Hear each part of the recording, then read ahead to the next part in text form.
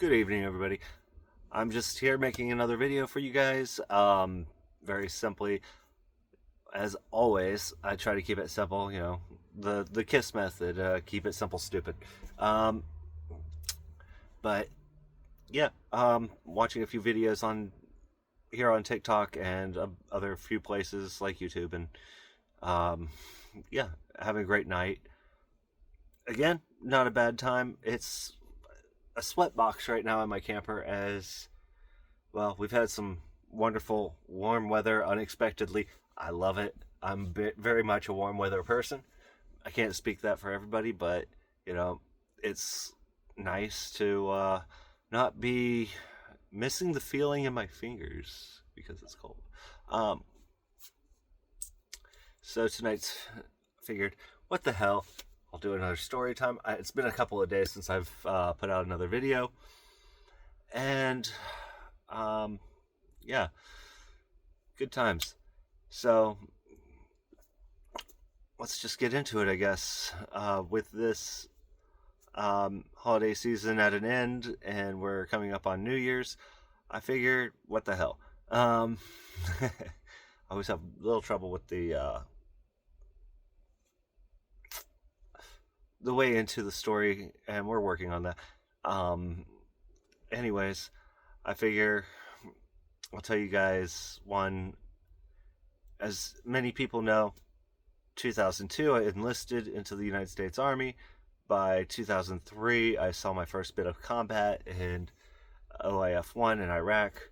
I continued to go back to Iraq several times, and there's moments that stand out, uh, like we were in Mosul, Iraq, and we had taken over this, for better lack of terms, it was the swimming pool it had big Olympic rings. It was pretty cool. Um, Enjoyed that a lot because it gave us hope that one day we would swim in it, and a few guys actually did get to. But, I mean, when we rolled in, it was disgusting. I think there was like dead goats and God knows what in the bottom of the swimming pool, filled with fucking the darkest, fucking most nasty fucking water of your life. But that's neither here nor there, or on where I wanted to go with the story. But in this compound that we had created out of an old swimming pool, I guess, like a lot of us were sleeping on the floors, and we had all of our equipment stowed up behind our beds. I still do that. Anyway, yeah, it was a good time.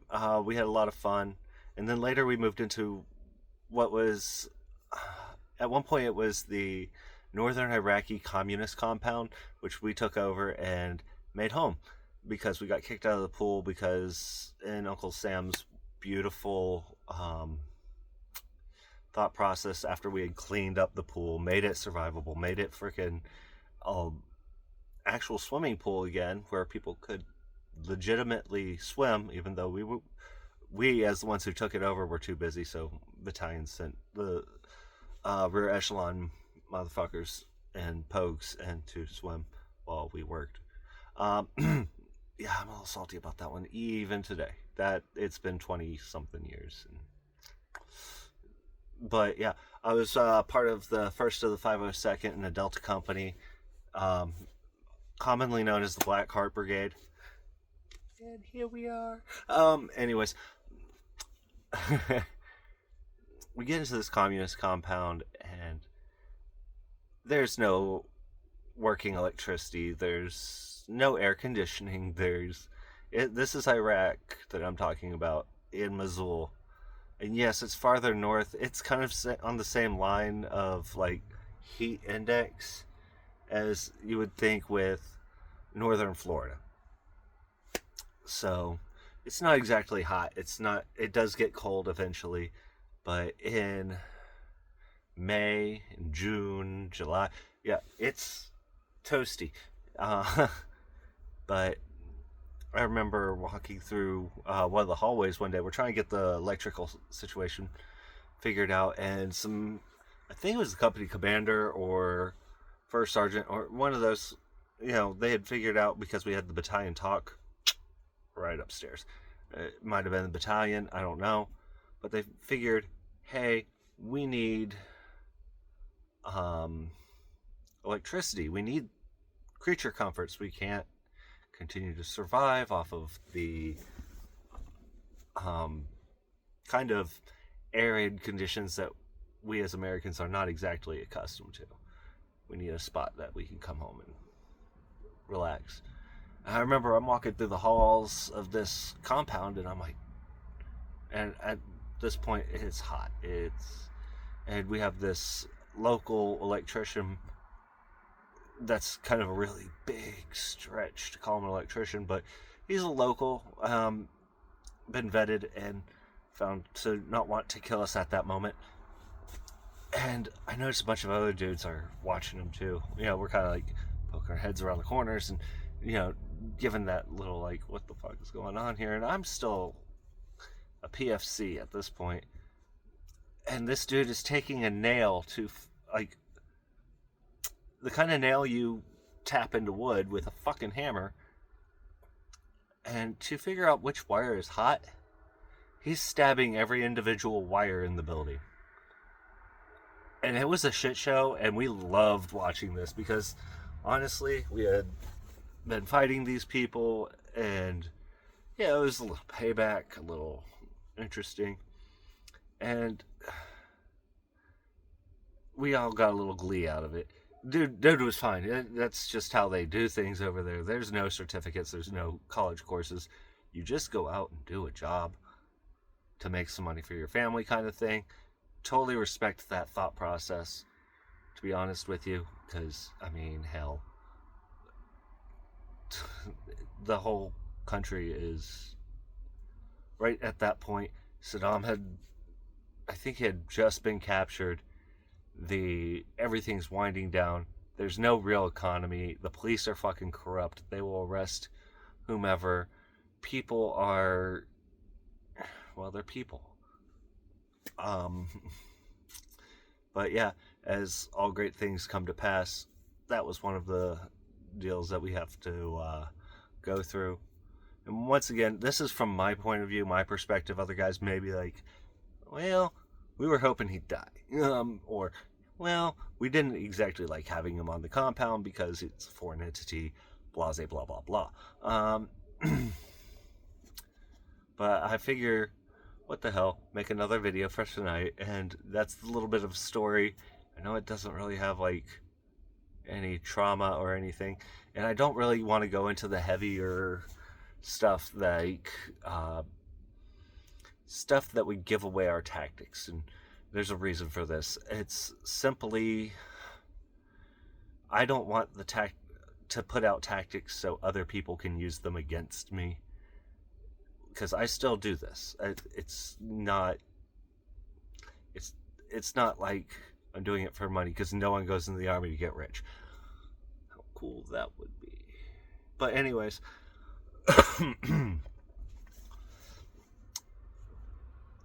I did have a lot of really good times. I mean, I walked in the footsteps of heroes. I walked alongside heroes. I mean, serving with the 101st and in the 502nd, there's so much lineage. Like, the reason for to be a Black Heart is World War II, when they did the jump and they got scattered. To figure out which unit they were in, they used playing cards. And the playing cards, just like any random deck of playing cards, hearts for the 502nd, spades for, this group, clubs for the 327. Sorry, 187 guys, you weren't in the 101st yet. Silly Tory guys. But they came along not long after, obviously because of Korea. See, there's tons of history, and I love it all. I really do. That being said, I could go all day just on a tirade about all the historical meaning of things, and I've been so many places in the Army. Like, I did 3 tours in Iraq with the 101st, then I went down to Fort Stewart and did another tour there with third ID, not the cool third ID guys that you'd think, but you know, we did our job. And okay, we were kind of cool because my platoon got moved over to be the blues platoon. We worked our asses off for that, and we loved every moment of it. If you need to know what a blues platoon is, you can Google that. The internet's full of information. It's wonderful. But then I went to recruiting. Okay, recruiting's nothing fancy. In fact, for an infantryman like myself, it's a career suicide. And DoD selects the top 10% of all the NCO Corps for these duties, next 10% being the next highest, the 20% mark. They generally get kicked off to be drill sergeants and whatnot. So they have extremely competent NCOs that are a little more loud. I'm not a loud dude. I hate yelling at people when they don't fucking deserve it. And so, in a sense, I'd rather be a recruiter than a drill sergeant. Rather not be either. I love my job as an NCO, and I love leading my soldiers, but, oh god, recruiting sucks. Then I got moved back to 3rd ID, to 315, which was the Audie Murphy Brigade, or battalion, which, therefore, I don't know the Army's wisdom in it, but they're like, hey, what's the most notorious, most famous battalion that we've got? The one that everyone should probably want to go to. Let's get rid of them. So they reflagged to 128, which was a task force. From there, I served my time. I got out. I'd seen enough. I'd done enough. I got injured severely, breaking my shoulder. That's why this shoulder kind of leans a little lower than that one. But got out of the Army, went through my hard times, came back into the National Guard, got back from another tour, which was pretty amazing. I can't talk about the tactics or stuff that we got to use because, again, not my gig. If you want to look it up, it's all on the internet, but I'm not going to put more of it on there. It did give me the opportunity to be a part of something really cool, like a one-time deal, like, hey, we're going to Gaza, we're going to set up a dock, and that was pretty cool. Got to see some hostages get returned home from Hamas, and, you know, that was all in the news. Got to see that pier get broken apart by waves, which standing on the pier while the waves increased, absolutely terrifying. At one point I remember I'm looking up at the freaking pier and the back end just goes boop, you know, knowing that a lieutenant that I actually have some respect for because he was a pretty good dude and he had his head in the right place at the right time for that mission, and actually listen to the NCO Corps. I can't stress that enough. If you're an officer and you're watching my stuff, please listen to your NCOs. For the love of God, at least until you make major. I know that's really hard, especially for like captains, first lieutenants. But we're not numbskulls. Okay, most of us didn't go to college. Some of us, like myself, did get some college in. I'm not a fucking bookworm. I like to get my hands dirty, but I'm not going to go out and do Officer Kennedy School because not my gig. I'd rather be in the shit with the dudes, like ankle deep in mud. All right, I'm not gonna want to be sitting in the talks, like sipping the coffee and dealing with the unrealistic paperwork that means nothing to anyone. I know it's all important. End of the day, administrative actions have to be done on every level. Bullets, beans, bandages all have to get ordered. I get that. I'm not unfazed by that. Put it that way. But this is gonna be a longer video than I actually planned. I was hoping for like a 5 minute video, and Honestly, I could go on all day about military stuff, like the things that I've seen, the changes I've gone through, and it's just a giant mess. Actually, I might just have to remake this video to cut it by a third. But that's the video for tonight. I hope you guys are having a good time and staying safe out there. It's almost New Year's. Don't blow your hands off with firecrackers.